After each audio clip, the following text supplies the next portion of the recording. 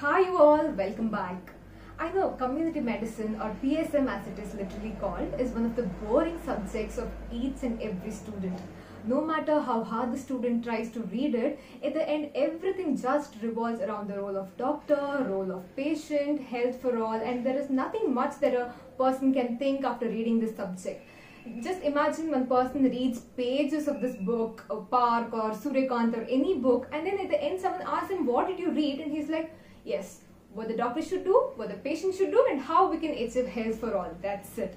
And there is absolutely no logic anywhere in PSM. Everything revolves around only data and schemes and vaccination and disease eradication, prevention, that's it. So in this video, I have tried to cover certain ways that anyone can use to study this subject and make it a little more easier for them to understand, remember and write in the exams.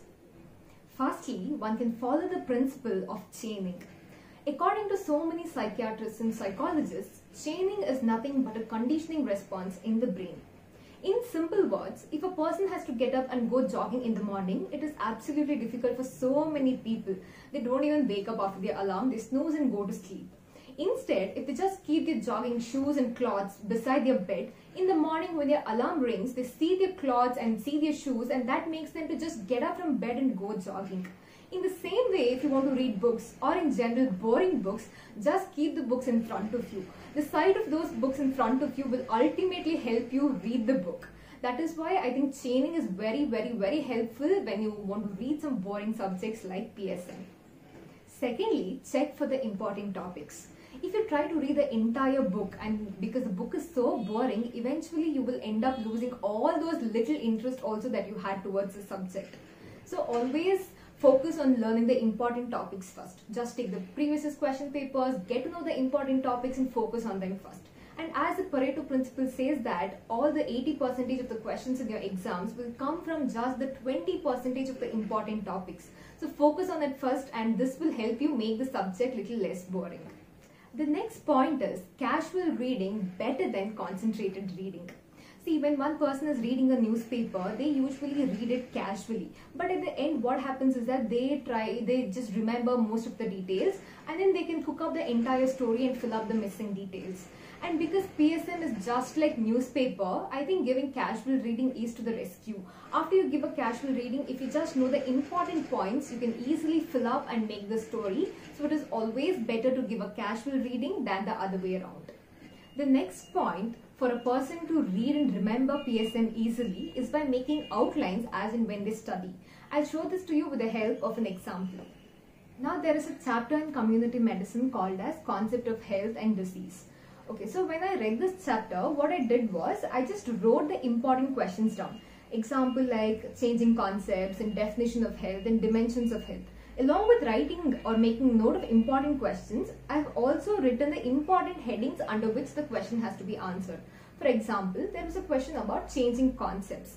And in that, there are 4 parts. It is the biomedical, ecological, psychosocial, and holistic. So when I'm revising next time, instead of reading from the big book, which is so big to just open and read, I can just take these sheets. There will be hardly some 10 to 20 sheets.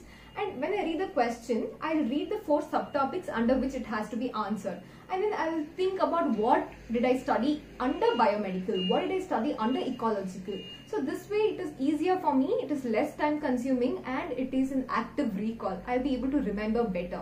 So I think making an outline like this will surely help you on the long run as it will save your time when you revise and it is just easier and it will make the subject little less boring.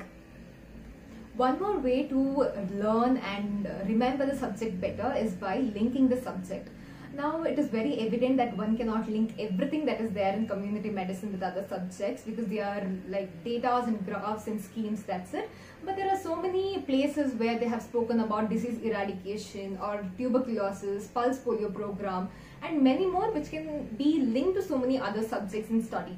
When one links in studies, it will definitely make the subject at least a little interesting and one can go a long way when linked and studied. And when it comes to remembering also, linking is always on the upper hand. So link and read PSM.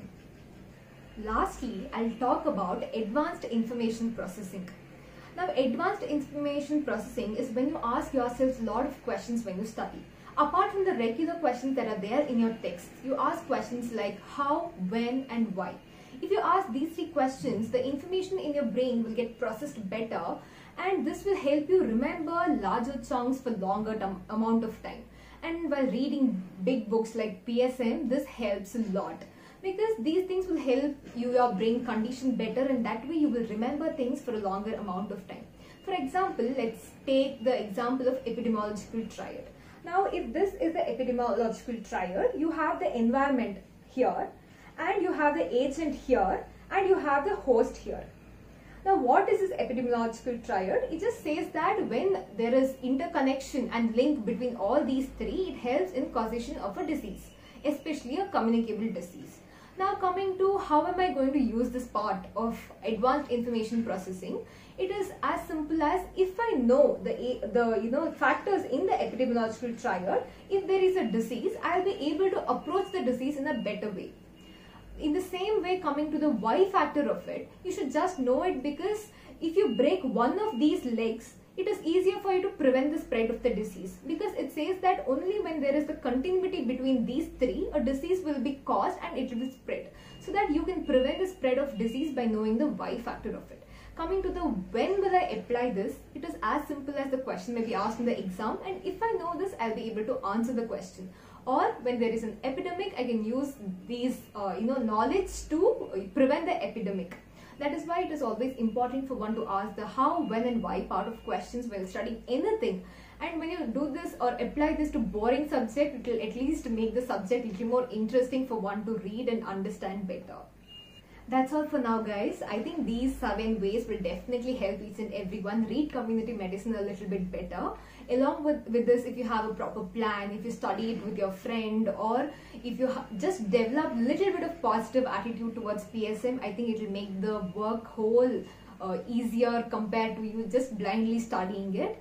Yeah, I think if you have watched this video till now, and if you have found this video helpful, please hit that like button, subscribe button, and share my videos with your friends and family who like content like this. I'll be coming up with some more videos of educational value and how to study MBBS life, and some more vlogs. So stay tuned to the channel. Until next time, bye bye.